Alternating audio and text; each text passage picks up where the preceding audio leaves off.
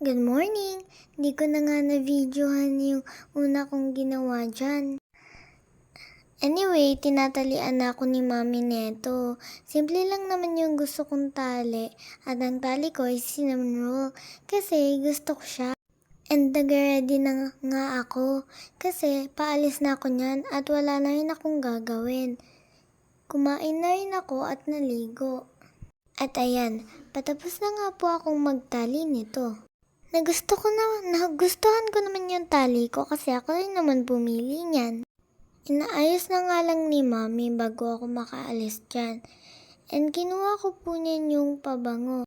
Ang haba na pala ng buhok ko. Gusto ko na sana magpagupit. Pero sabi ni mami huwag na ako magpagupit para parehas kaming mahaba. And kinukuha ko na nga po ang pabango niyan.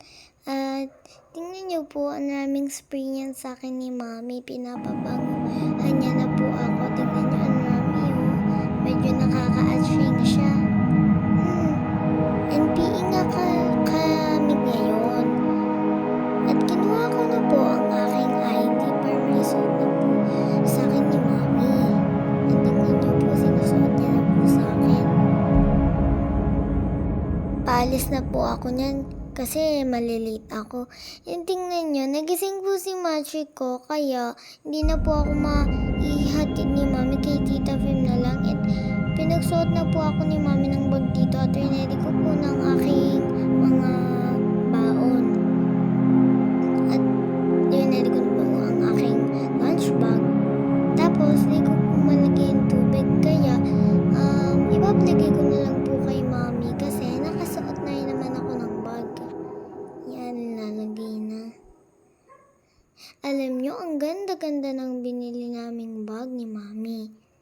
Tapos dito po, nakalimutan ko pa palang magmedyas. Kaya, pinagubad muna ulit ako ni mami ng bag ko. Medyo mahaba nga po ang medyas ko kasi hindi pa po natutupi ni mami ang aking mga short na medyas. And ayan, okay lang naman sa akin kahit ano kasi malamig naman rin ang panahon namin eh. Malamig sa amin. Medyo nahihirapan nga akong mag-medyas kasi ang haba nga eh. Ayan, isusuot ko na po ang isa. Ayan na, sinusuot ko na yung isa. Susuotin pala. Kala ko kasi susuot ko na. Yung pala, pasuot pa lang. Haha. Nagagalit nga po niyan si mami kasi nabuhol po yung aking bracelet. Medyo nagmamadali na ako niyan kasi may sayaw pa po kami. And maaga nga pala ako nagising ngayon. Charot! Malapit na nga akong matapos niyan magmedyas kasi itataas ko na lang naman. Ang tagal ko pala magmedyas, no? Pakiramdam ko, ang sarap mag-voice over. Ayan po, tatayo na po ako niyan. Charot! Ayan, nagre-relo na po ako niyan. Nang binigay sa akin ni Lola Rose. And yan, tumayo na po ako. At ito, nagsuot na rin po ako ulit ng bag at inayos na ulit ni mami ang aking ID. Kasi marami pala ako nakalimutan kanina.